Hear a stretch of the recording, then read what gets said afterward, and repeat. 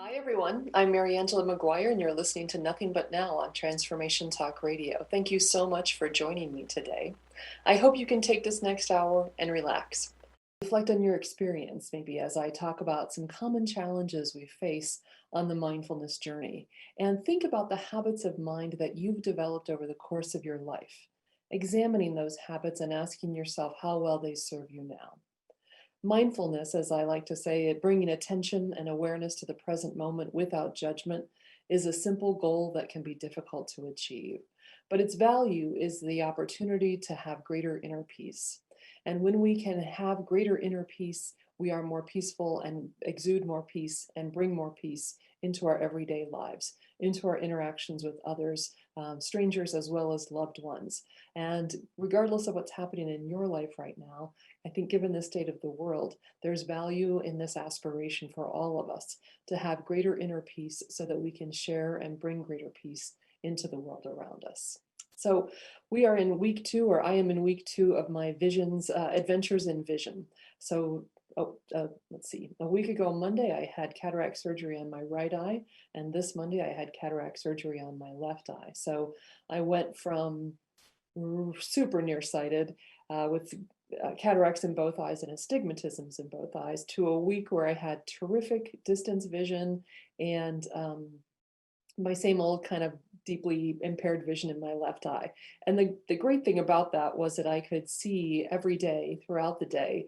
I could compare what had it been like with poor vision in both eyes versus what was it going to be like with very good vision in my right in both eyes. And then on Monday I had the surgery, and the first day or so you don't have a really strong sense, I didn't anyway, of what this was really going to be like.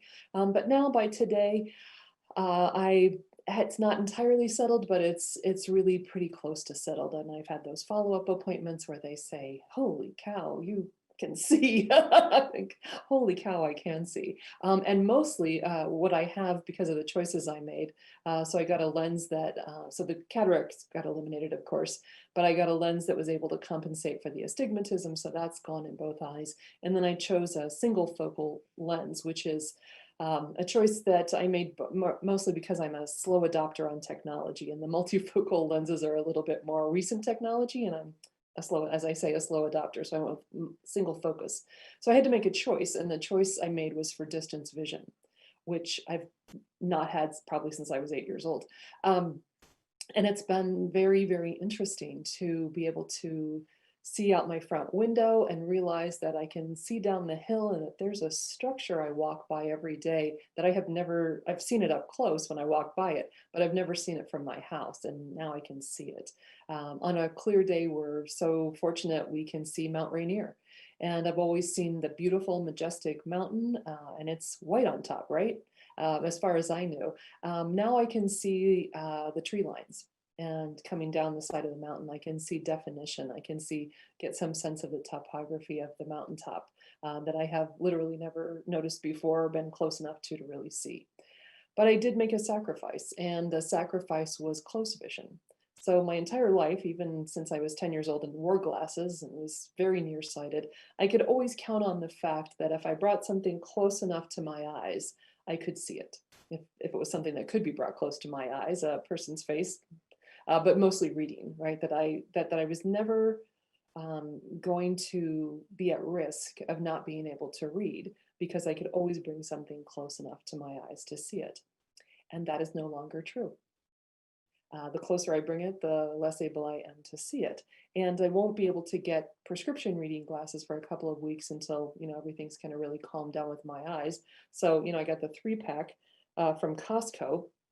I keep a set next to my bed. I keep a set here in my office, and I keep a set, I call it the floaters, and I just walk around with those all day. And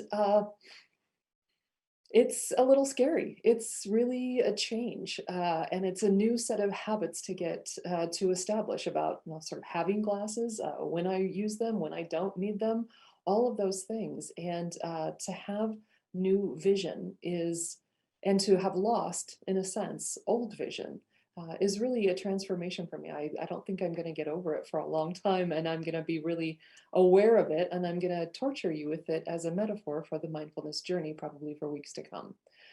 So, and today's choice around that is about my experience in mindfulness journey in our relationships with others. What I noticed as a coach in my life coaching practice, and this show is really an extension of that practice, is that people usually come to me and say that they feeling stuck at work, sort of maybe trapped in a job they don't love, or unsure of how to be more, frankly, liberated or happy or um, successful in the sense of feeling good about the way that they work, the way they interact with other people, and who they are in the world as a professional. So it's not just about sort of being giving up and saying, okay, corporate America, do what you will with me, but really a genuine sense of liberation in their work. And sometimes that means making a lot of changes. But usually over time, what people eventually start to talk about are the same kinds of challenges, habits of mind that they notice getting in their way and causing suffering at work are also the source of suffering at home and in their private life, in their personal relationships, in family relationships. And so that's what we end up talking about is both things. So what I've noticed in the way that my vision experience has been a metaphor for me on this mindfulness journey is that, like my distance vision, mindfulness has offered me a lot more clarity. I see a lot more, I think, than I used to see. But one thing I've also noticed is that my vision is clearing, but when it comes to others, particularly those closest to me, it's still a challenge. I think, miss a lot. And that's what we're going to talk about today. We're on a mindfulness journey. The people in our lives may or may not be. What are we still missing? What are the challenges that close relationships in particular really have for us as we continue on this journey? And how do we do that with grace and compassion for ourselves and others? As usual, our topic today is a tall order, and so it helps to start by breathing. So let's do that. Let's do the starting with hands to heart center. So we bring our hands to our heart center on an inhale.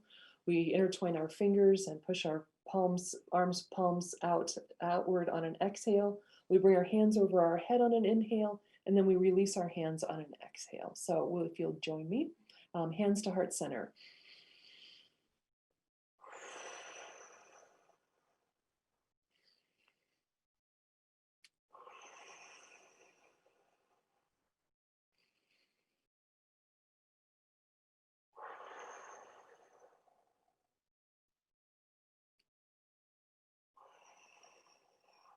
Third time.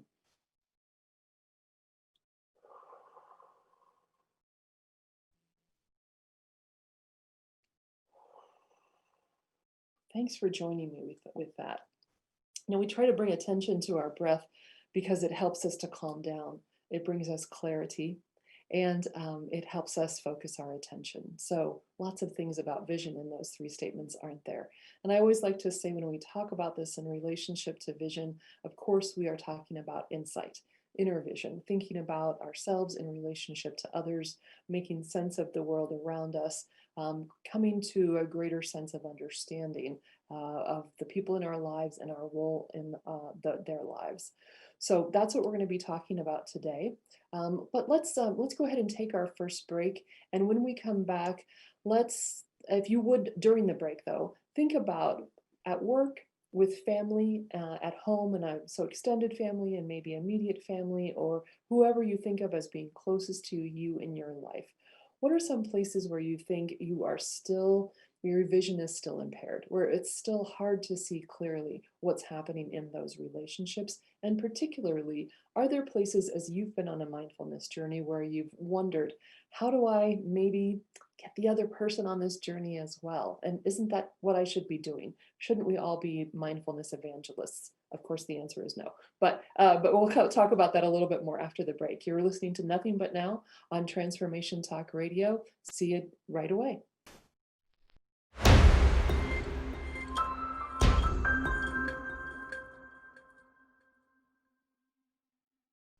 Hi, everyone. Welcome back to Nothing But Now on Transformation Talk Radio. I'm Mariangela Maguire, and I'm your host for this hour on our mindfulness journey. So, I've been talking for the last couple of weeks about my experience of having a radical improvement in my vision, but also um, having less up close vision than I used to, and having to make a difficult choice about that, about what I can see and how well I can see it and what help I need in order to see. And like in that same sense, mindfulness has been a vision kind of journey for me of what can I see? How well can I see it? What help do I need in order to see clearly in my life and in my relationships with other people? So we're talking today specifically about being on a mindfulness journey and still having to deal with other people and the challenges that that can present. And I think there are maybe three different ways that I think about this that I think might be helpful to you, and that as I'm talking about this, I hope you're thinking about the relationships in your life and how they are shaped by and by your being on a mindfulness journey, what you're noticing um, in terms of your habits of mind and relationship to other people. So one of the things that I think we can note that our mindfulness journey helps us notice is the stories we tell ourselves about the world around us, about our lives, about our relationships with others. And so one of those first places to really begin to think about this in relationship to others is what do we tell ourselves other people's perception of us is? That's an awkward sentence, isn't it? So we go out into the world to work, for instance, and we have a sense of can we bring to conscious awareness the knowledge that in our interactions with other people, we often have a sense of how they see us. We're maybe initially and on the surface aware of how we see other people in our lives, with close or at work, and out in the world in general. But can we bring to awareness the stories we tell ourselves about how they see us? That is a story that's really important to come to terms with, to come to notice, because it has such an impact on and it shapes the way that we interact with other people. And one of the ways that that starts to go off the rails, I think, and this is the perception question, is that we tend to then, because we see the other person, we think we know how they see us, and the stories begin in terms of then us sort of reading their other person's mind or imagining that we know what they think and feel. That we really get trapped sometimes in those perceptions. So if we have a conflict with someone at work, we might immediately start to tell ourselves, well, they're doing this because, and they're doing this because in relationship to me. They don't see me as competent, and therefore that's why they're bossing me around. And they have kind of a God complex in there, right? And when we think about how quickly, in the face of a conflict, we start to really describe and fully examine and fully populate this rather large dramatic story about how they see us and what's wrong with them and what's going on with them and what their motivations are, what they're thinking and feeling, why they're doing what they're doing. So that's the first thing to be really thinking about, is that notion of the stories we tell ourselves about other people and how they see us, and how they think and feel. And a quick antidote to that is to say, when we notice those stories, especially if they are in the place of they must think this, they must feel this, this must be their motivation, is how can we bring ourselves back from that and get out of the other person's mind, right? We're in their business. We're trying to step into their shoes, not in an empathetic way, but in a way to keep our story going. So noticing that story and being able to bring ourselves a little bit back to say, I don't actually know what they think and feel until they tell me. Um, this is, of course, related to perspective. And I think one of the places where we can become most aware of what is called the perspectival appearance of reality, right? That we all see reality from the exact place where we're standing, is in our family situations. Whether you're from a large family, as I am, or a small family, it's you and a parent or two parents, or maybe just a couple of siblings, in my case, six siblings and a very present mother and a very absent father. We can really start to notice the that our perspective on reality is very much shaped by where we're standing. And that can be a cause of conflict, but it can also be a cause of insight and an opportunity for insight. And I've really noticed this in my own family, and I have two stories to tell you about that. So one is several years ago, I was out to lunch when my mother, at this point, she was probably in her late 70s. And we were out to lunch with some friends of mine who loved her dearly and loved to joke around with her. And my mother was a very kind, lovely person, but she was very fierce as well. And she didn't necessarily hold back from showing that fierceness. And my friend Jim said to her, "I'll bet your kids were, really well behaved and, a little bit afraid of you when they were growing up." And my mother laughed. She had 4 sons and a daughter of my older sister that she thought of as being very strong-willed people. And she said, "No, my kids were never afraid of me." And then she looked at me and said, "Right, well, I was the youngest, I was several years younger than my siblings. I was terribly afraid of my mother when I was a kid. I was really afraid of her. And I didn't like her very much as a result of that when I was a little kid because I resented to being so fearful all the time of her anger, her frustration, her seemed to me unbridled willingness to show those qualities off whenever the moment struck her. It was many years before I saw her fear. But as in that moment, that I'm a grown woman now, right? In this conversation, I don't live with her. I don't. I'm no longer afraid of her. Quite the opposite. And but she could tell immediately from my face that I did not feel the same way. And it was for me, even before I was on a particularly committed mindfulness journey, a real moment of liberation to not rush in and say, "Oh, no, no, I wasn't afraid of you." Even though I could see that her discomfort in that moment, I was not willing to sacrifice my perspective. I was neither needing to really lay it out for her in excruciating detail about how afraid I had been of her as a young child, but I also didn't deny it. And it was a great moment of perspective. She was a parent of this unruly group. She did not see our fear, and I didn't know that. I really, I didn't, it never had occurred to me that she didn't see that I was afraid, just as it had never occurred to her that I was afraid. And several weeks later, because it did prey on her mind a little bit, she did talk to me about it a little bit and apologized. And, I was no longer angry. I've had some really good therapists. So it was no longer something we really needed to hash out, fortunately for me. But it was a great opportunity to not sacrifice my story. But that is often what happens in close relationships, is that we do sacrifice our interpretation for somebody else's comfort. But a great example to me of perspective. And I've seen the same thing happen with my brothers.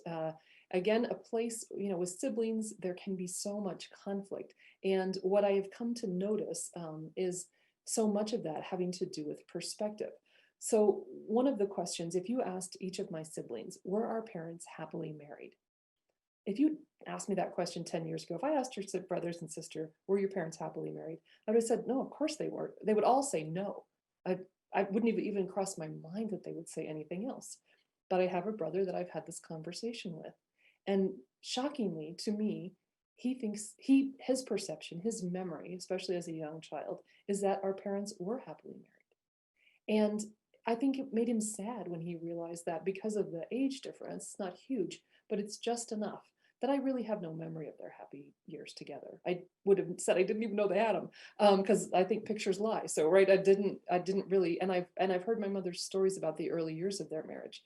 So to me, I've only ever heard the negative, and I was really startled. But think about how much that shift in perspective, that difference in perspective, could be the cause of our mutual suffering, defensiveness, frustration with each other, because we had, not because the facts were different, but because our perspective was different. And we were, and if you think about it in terms of family relationships and systems, we often are trying to defend our view of reality. And so the point to me is not that my view of reality is right and my brother's is wrong. But that can I acknowledge? Can I live with the fact that he had a different experience and he's come to interpret it differently? Does that have to threaten my understanding of reality, my perspective? I think through mindfulness, I have come to be more at ease with and more comfortable with the idea that that perspective can be so different from mine. Another place where I think we really get into struggles is when we have not just conflicts with someone, but judgments that are wrapped around concerns for another person. And I hear this a lot in my work with clients of people wanting to help others. And especially I think when we become something new in our lives that's really helping us, like mindfulness or mindfulness meditation or other kinds of practices, we want everyone to be happy. But what can happen is that we come to a place where what we're really saying to another person is, I'm judging you because I care about you, right? And I want you to be happy. So someone, a sibling or a close friend who always is coming to us with their problems, and you think to yourself, maybe you don't say it out loud, so much bad judgment here, so much unhappiness. If only, right? If only she would do it this way. If only he wouldn't make those choices, right? And it's hard to recognize in that moment that it's those if only statements are really judgments, right? That they are coming to that person not with graciousness and compassion, which we may feel but have a hard time putting into practice, because what's standing between us and those comments and that graciousness or compassion is the judgment that the other person is making bad choices. And that's one of those places where we can really start to notice your journey is different from mine. We are not on the same journey, no matter how close we may be. And that's where we're going to talk, where we're going next, is how is it that we can be so close to another person but not be on the same journey, and what do we do with that? And we're going to talk from the perspective of my friend Craig, who said to me one time, we are not our partners.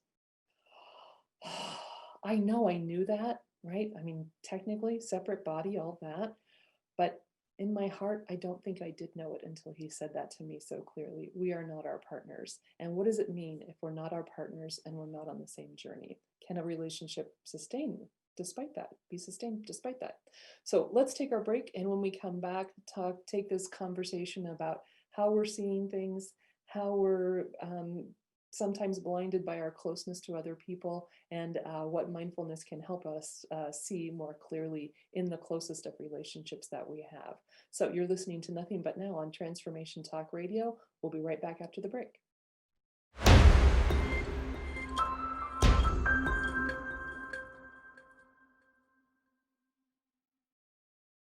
Hi, everyone. Welcome back to Nothing But Now. I'm Mariangela Maguire, and you're listening to Nothing But Now on Transformation Talk Radio. So today we're talking about my adventures in vision, and in particular, one of the things I've noticed this week after post-cataract surgery is that because I don't have the regular reading glasses yet, the prescription ones, I'm constantly trying to figure out what I can and cannot see with the naked eye and with the readers. And the computer screen is actually one of the most interesting challenges. Before cataract surgery, couldn't have seen anything without my glasses. Now it's slightly better here, but then there's the whole going back and forth, right? Seeing and yes, that's exactly what's happening on our mindfulness journey, isn't it? That where things come into focus and there's clarity, but they also drift away and we lose track, and it's hard to see what's happening. And what gets in the way, of course, are those habits of mind that we've been developing since a very early age that shape how we interact in the world, how we see other people, how we see them seeing us. And we've been talking about the stories we tend to tell ourselves about our relationships to other people, our perspective, and how radically individual our perspective is, and that when we lose sight of that, it can be difficult to accept with compassion and grace that another person sees what seem to be the same facts from a very different perspective and with a different interpretation that they bring to it. And finally, that our habit of judgment can get in the way of even if our desires to be most helpful and loving toward another person, if it's shadowed by judgments about how that person lives his or her life, that can be a huge barrier, it typically is a huge barrier to really being of value and help to them. Which, in a mindfulness journey, that is a kind of ultimate goal, is to be of service, to be of help to others. And that the heart of that is really kindness, loving kindness, and non-judging awareness. But these habits, these stories, these perspectives, this habit of judgment can really make it difficult to do that. And we've been talking a little bit more specifically now about our closest relationships, whether it may not be, I don't know, what do we call them anymore? What do I call mine? My life partner, my person, right? A husband, a wife, whom that closest romantic, loving relationship. But these can also be places with, I think, close relatives, parents if we're particularly close, or siblings, friends, where we are on a mindfulness journey. We may feel as if we are coming to a greater understanding of ourselves and the world, and we might really want that close person in our life to come along on that journey with us. I have a client who's talking to me about that in our recent conversations because she would really like, and is often after our conversations, we talk about something she might want to read, etc., so eager to share that with her partner, wanting so much for him to see some of the things that she is seeing in her life. And it's the challenge, of course, is that, as my friend Craig said, she is not her partner any more than I am mine, or my closest friend or a parent. But it creates an apprehension for her. What if she continues to change and evolve? Will she leave her partner behind? Right? Can't her enthusiasm and eagerness, can't her capacity that's growing so much for mindful living somehow sweep him up into that too, so that he goes on the journey too?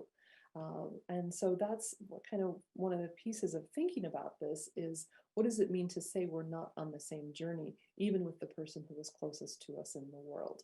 And of course, part of that is it's difficult for her, as it is for me, as it is for anyone, to be on the mindfulness journey and to say to another person, you should do it too, because there is judgment in that. And so what's the alternative? It's actually just sort of being who you are, doing what you're doing. But that can feel its own kind of uncertainty and unhappiness. And I have another client that I talked to about this quite a bit.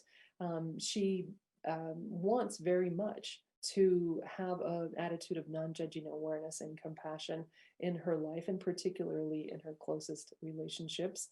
But what she notices is that a habit of mind of having a kind of transactional attitude towards relationships really takes over. What does that mean? It's a kind of, hey, I'll be nice to you if you'll be nice to me. I'll treat you with compassion if you treat me with compassion. And it's as though they're at the opposite ends of a rope and holding each other over a kind of a bridge and waiting for the other person to give. And they're both going to fall in the water, right? So, but that can be very difficult to get a hold of. You can have this aspiration of, I want to treat you with loving kindness. I want to bring an attitude of non-judging awareness to our interactions. But first, I'd appreciate it, right, if you would change. I would appreciate it if you would guarantee me that you will do the same for me. And that can be a real challenge in a relationship. And what's underneath that for that person? Maybe it's about maintaining control. Maybe it's about maintaining the moral high ground, right? I'm going to be the non-judging awareness person, and that makes me so great, and I really want to hold on to that, and I want to use that almost as a way to judge you and to say, you're not doing it right. You're not doing your life right. You're not thinking about these things correctly. So in our closest relationships, we can have a difficult time seeing how even our best intentions around our own mindfulness journey can put us in a place where those habits of mind, our stories we tell ourselves, our perspective and failure to see another person's perspective, or that they are seeing the world from a different perspective, and our habits of judgment can make it difficult for us to simply be on our own journey and allow that in and of itself to be enough, right? We can recognize another's suffering, But that one of the things we want to recognize when that happens is that in and of itself, recognizing another person's suffering is probably a good thing. It's certainly better than being incapable of seeing it, but it still means we want to be really attentive to what's happening inside of us when that happens. Not because it's always all about us, but because we fall into those habits of failing to see perspective, of telling ourselves stories of judgment, if we aren't aware of what happens to us when we see another person's suffering. Because sometimes another person's suffering can bring up feelings of defensiveness for me, right? My partner's unhappy. Do I feel at fault? Am I somehow to blame? Right?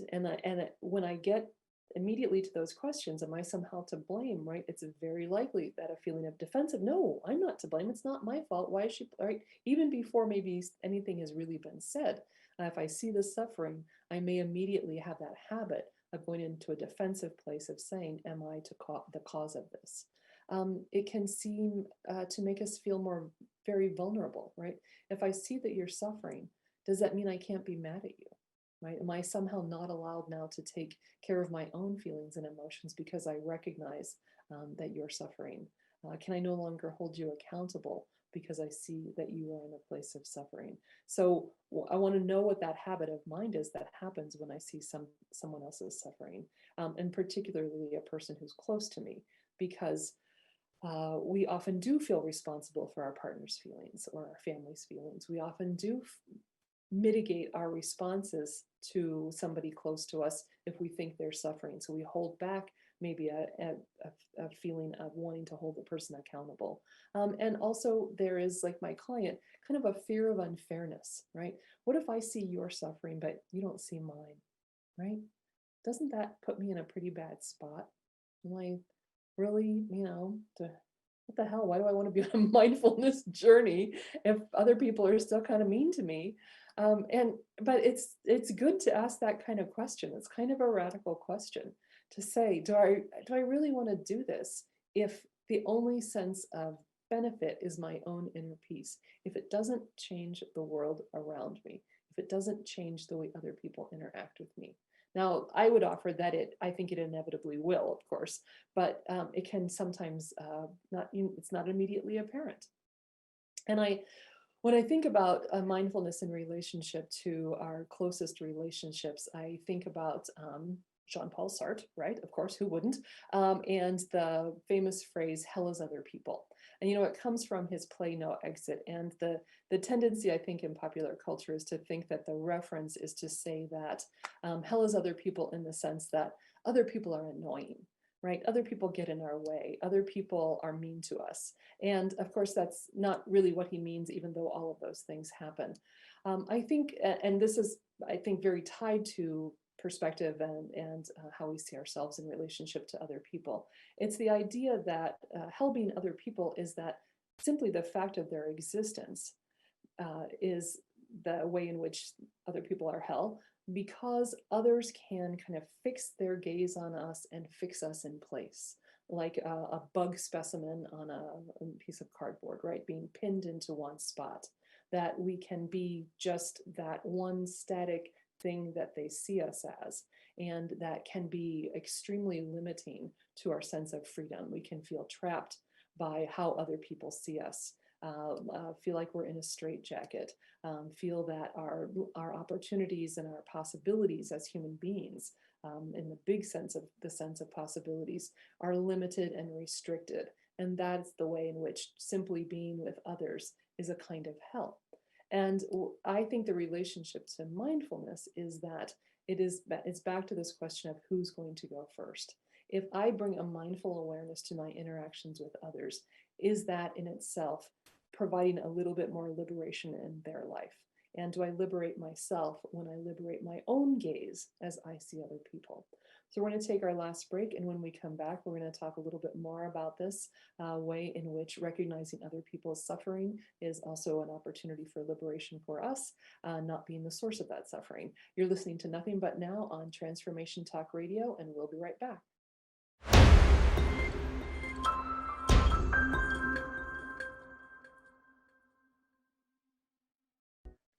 Hi, everyone. Welcome back to Nothing But Now. I'm Mariangela Maguire, and you're listening to Nothing But Now on Transformation Talk Radio.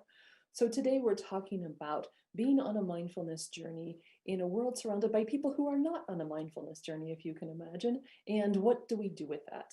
And the challenge, one of the challenges is, well, there are many.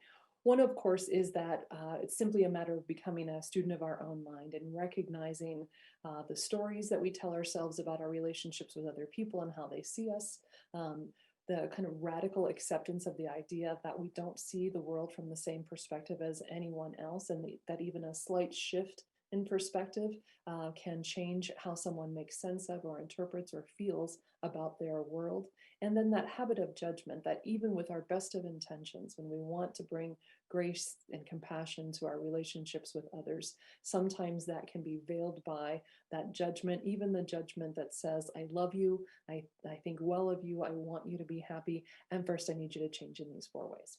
So those are some of the things that can get in our way. And mindfulness, of course, is some ways the challenge, right? We're on this journey. We'd love for other people to be on it with us, but that we are each on our own journey, and that our desire for others to be on the same journey is kind of a fool's errand, of course, and is probably not a great expression of mindfulness. So how might we think about it instead, if we really want to I think of that Gandhi quote that everybody uses about being the change you want to see in the world. If I want to live in a world where there's more mindfulness, really the most I can do is to be more mindful myself. It both is, I think, an example to others, I suppose, but more than that, I think it's really a shift in the energy. Um, and there are two quotes, particularly from Tara Brach, that I want to share that I think help me think about this more effectively. And she writes, as we free ourselves from the suffering of something is wrong with me, we trust and express the fullness of who we are.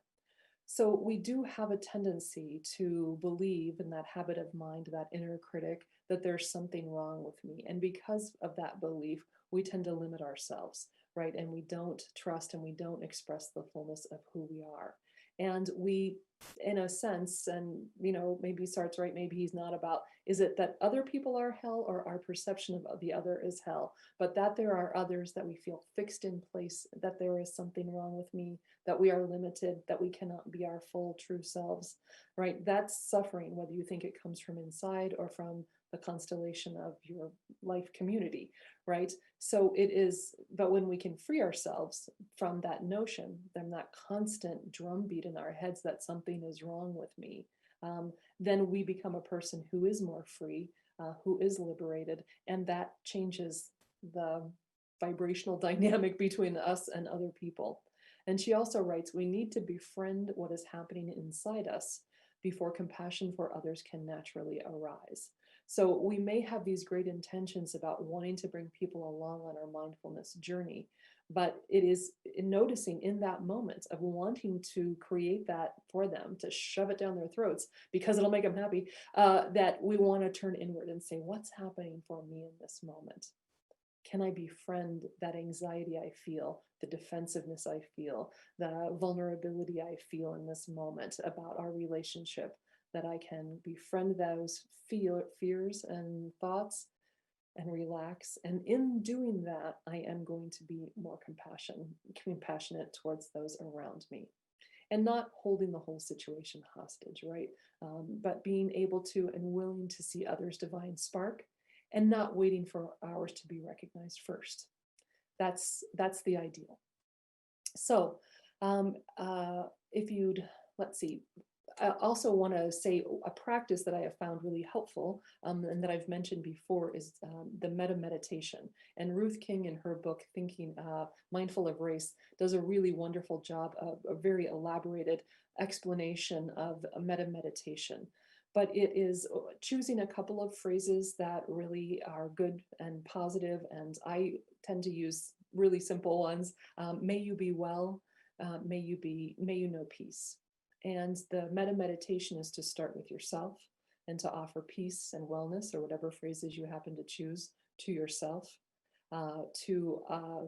This quickest version is to offer it to those with whom you have difficulties, and then to offer it to all beings.